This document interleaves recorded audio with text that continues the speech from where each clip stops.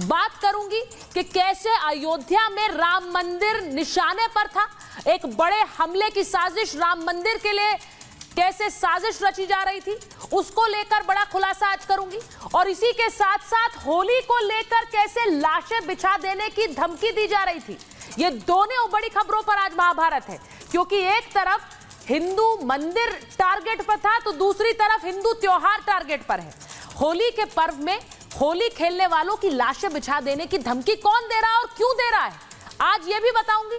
और इसी के साथ ये भी बात करूंगी कि राम मंदिर पर हमले की साजिश ऐसे समय कौन रच रहा था जब करोड़ों की संख्या में भक्त वहां पर आ रहे हैं। जो कुंभ गया उसने अयोध्या का रुख किया और वहां पर राम मंदिर के दर्शन के लिए गए। जिस व्यक्ति की आप तस्वीर दे रहे हैं, इस संदिग्ध आतंकी अब्दुल को पुलिस ने पकड़ा और उससे बड़े खुलासे हुए हैं। आज सवाल महाभारत में यही पूछ रही हूं कि हिंदू त्योहार और हिंदू मंदिर आखिर निशाने पर क्यों है, और जो मांग उठ रही है कि होली पर कुंभ की तरह मुसलमान बैन किए जाएं, क्या वो इसका इलाज है, क्या वो सही है? आज बात इस पर भी होगी। लेकिन सबसे पहले आपको अयोध्या की खबर बता देती हूं, क्योंकि अयोध्या में राम मंदिर को उड़ाने की एक बड़ी साजिश थी। और वो साजिश कौन रच रहा था? वो साजिश बॉर्डर पार से रची जा रही थी क्या? राम मंदिर पर हमले की ये साजिश की खबर आपको बता रही हूं। जो तस्वीर आप देख रहे हैं, ये संदिग्ध आतंकी है जो पकड़ा गया है। हैंड ग्रेनेड के साथ इस संदिग्ध को गिरफ्तार किया है। गुजरात एटीएस ने इसको पकड़ा है। फरीदाबाद से संदिग्ध की गिरफ्तारी हुई है। गुजरात एटीएस फरीदाबाद एसटीएफ से साथ मिलकर उन्होंने ऑपरेशन चलाया और इस व्यक्ति को पकड़ा। संदिग्ध के पास से 2 हैंड ग्रेनेड भी बरामद हुए हैं। 2 हैंड ग्रेनेड। संदिग्ध से पूछताछ हुई और उस पूछताछ में बड़ा खुलासा हुआ। खुलासा यह कि राम मंदिर में हमले की साजिश में यह था, फिराक में था और आईएसआई से लिंक थे। आईएसआई हमला करवाना चाह रही थी। आईएसआई ने अब्दुल रहमान को तैयार किया था और इसके जैसे और कितने हैं, उनको पकड़ने की भी कोशिश अब की जा रही है। पुलिस पूरी छानबीन कर रही है। अब्दुल के फोन से बड़ा खुलासा हुआ है। उसके फोन को खंगाला गया और प्रतिबंधित ऐप का वो इस्तेमाल कर रहा था, जिसके जरिए वो जुड़ा हुआ था और लोगों से और आईएसआई से, जमात से जुड़े दस्तावेज भी मिले हैं। तो ये बड़ी साजिश है।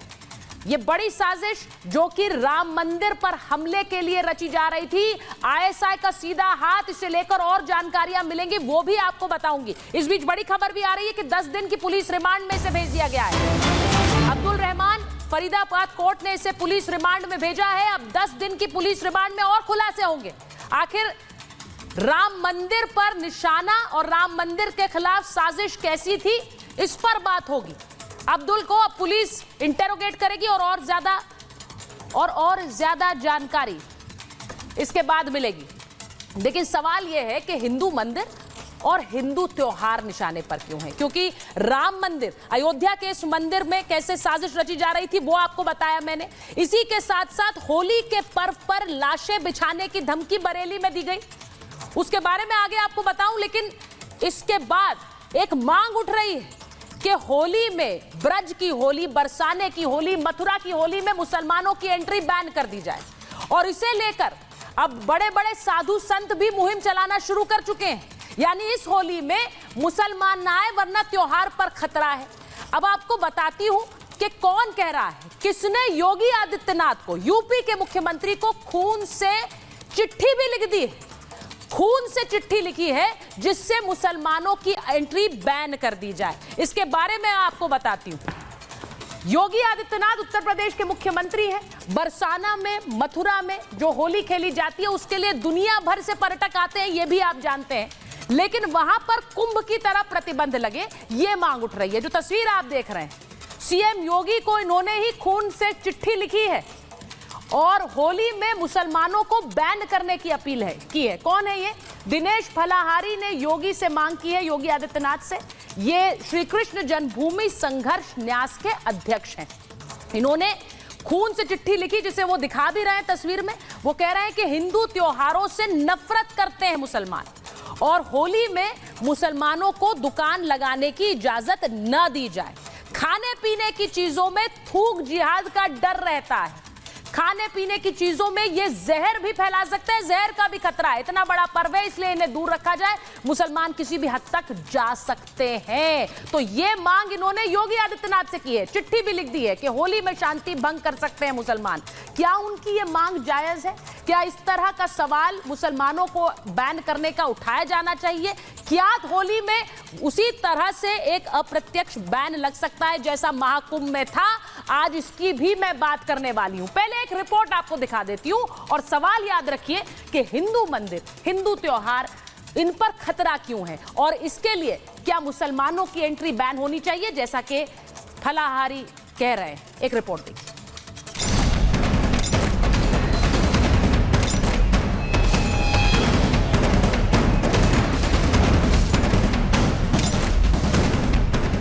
10 दिन बाद होली का त्योहार मनाया जाएगा, लेकिन रंगों के त्योहार से पहले उसके रंग में भंग डालने की साजिश शुरू हो गई है।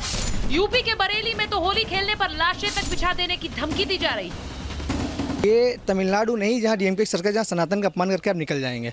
यहाँ योगी शासन चल रहा है, यहाँ पे अगर आप सनातन को गाली देंगे तो आप जेल में जाएंगे, आपके बुलडोजर चलेगा। ये भूल जाते हैं बांग्लादेश में नहीं, बंगाल में नहीं है, ये यूपी में है, भाजपा का शासन है। यहाँ पर जो भी अगर ऐसा काम वो करेंगे ना, सीधे उनका क्या सीधा सा काम है, घर बुलडोजर चलेगा, घर गिरेगा। बरेली में हुई इस घटना के बाद हिंदुओं में नाराजगी है, तो दूसरी तरफ उत्तर प्रदेश के मथुरा वृंदावन में ब्रज होली को लेकर माहौल बना हुआ है। लेकिन इस बीच मुसलमानों को ब्रज की होली से बैन करने को लेकर पूरे देश में चर्चा हो गई। मुसलमानों को किसी भी तरह से होली में प्रवेश नहीं होना चाहिए, ब्रज नहीं पूरे भारत के होली में प्रवेश नहीं होना चाहिए, क्योंकि उनकी जिहादी मानसिकता जो होती है वह किसी भी प्रकार के केमिकल का प्रयोग करके हमारे सनातनियों को नुकसान दे सकते हैं।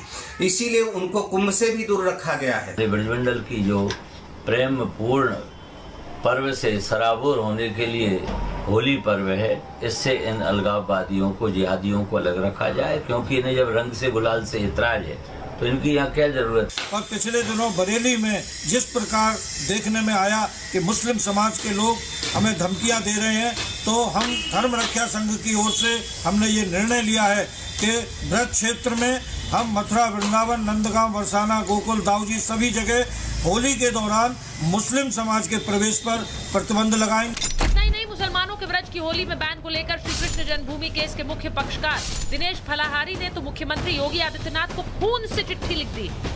अपने माननीय मुख्यमंत्री जी, जो हमारे हिंदुओं के हृदय सम्राट हैं, योगी जी को अपने खून से पत्र लिखा है और मांग की है कि हमारे होली जैसे पवित्र त्योहार पर मुसलमानों की दुकानें नहीं लगनी चाहिए, क्योंकि ये लोग हमारे होली के पवित्र जो रंग होते हैं उनमें जहर मिला सकते हैं, कांच के टुकड़े मिला सकते हैं। वृंदावन में, मथुरा में कहीं अगर मान लो हिंदू समाज ने ये कह दिया कि होली पर हम जिहादी समुदाय का बहिष्कार करेंगे, और वो लोग जो कि होली का विरोध करते हैं, होली पर हिंदुओं पर हमला करते हैं, उनको आखिरकार होली के रंग गुलाल बेचने का क्या अधिकार है?